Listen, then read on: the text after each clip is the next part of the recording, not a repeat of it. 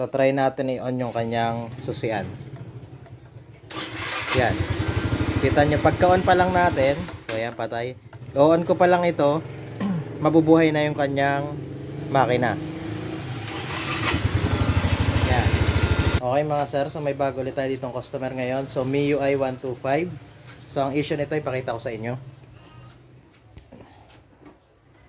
Okay, so nilagyan lang muna natin siya ng extra battery kasi lobat na yung kanyang battery. So try natin i-on yung kanyang susian. Yan. Kita nyo, pagka-on pa lang natin, so yan, patay. O-on ko pa lang ito, mabubuhay na yung kanyang makina. Yan.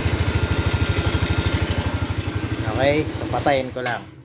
Pero ang problema, pagka-on mo, so dahil automatic na siyang nabubuhay, yung starter niya sa loob ay dire-diretso rin ang ikot.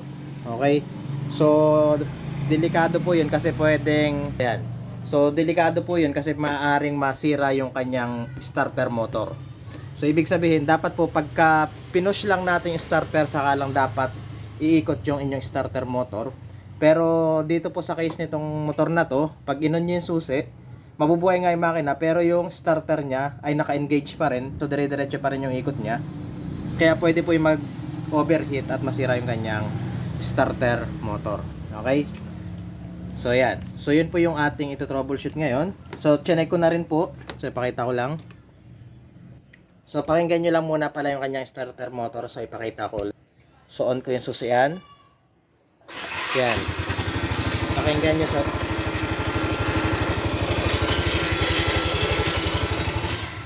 yun. So yun po yung nangyayari sa kanya. So binuksan ko na ito kasi nga chinek natin itong kanyang starter relay. So itong starter relay niya, so ano na rin to, tawag dito, kinostomize na kasi ang relay dapat ng MIUI 125 ay yung maliit lang, yung parang denso relay. So pakita ko lang yung sample, kuha lang tayo.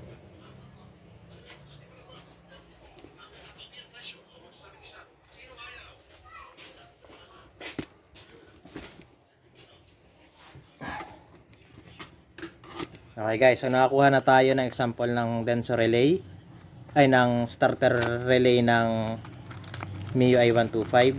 So yan. So dapat ganito lang kaliit yung kanyang relay. So ganito po yung original na design ng relay ng MIUI 125. Compare natin to sa nakalagay ngayon. So yan. So pwede naman to kasi kinonvert naman na yung wire.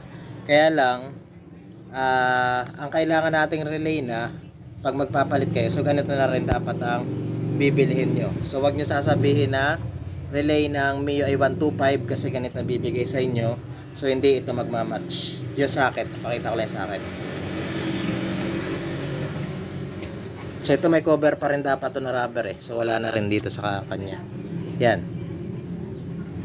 So pakita ko sa inyo yung pagkakaiba.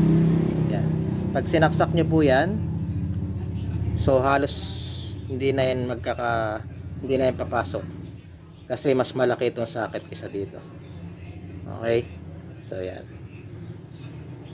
So hindi na po siya lulusot. Okay,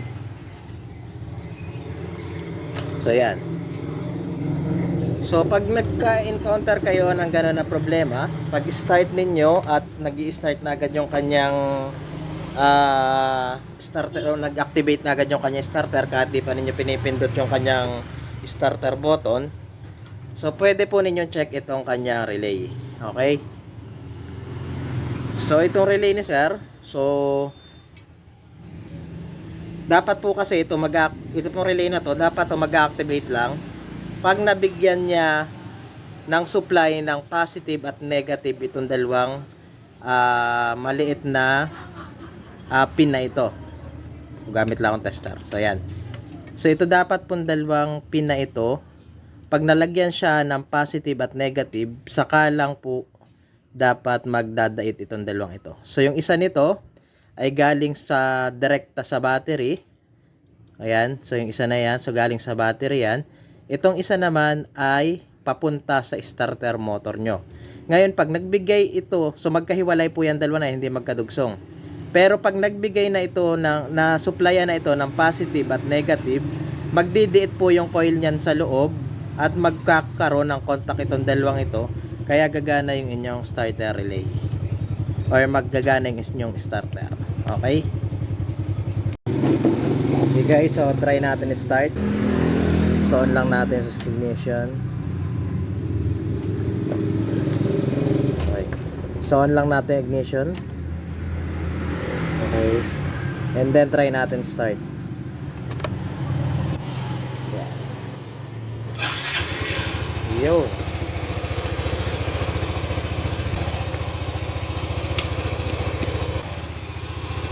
Okay, off ulit natin. Okay, on. So yan, so hindi siya nag-start. So kanina pag on natin, matic i-start na yung kanyang makina. Pero ngayon off, on. So hindi siya nag-start. So start lang siya once na pinindot natin to. Yo. Okay.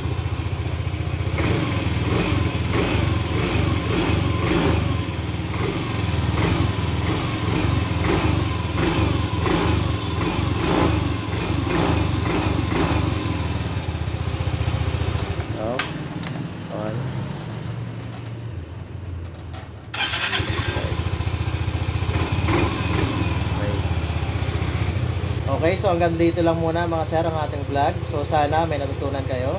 And please follow our page, Sir Ben's Moto Shop, and our YouTube channel, so Sir Ben's Moto Vlog. So may mga videos din tayo, tutorial doon kung paano mag-wirings at kung ano-ano pa. So mga tutorial, so yun lang. Okay? So thank you guys for watching and God bless.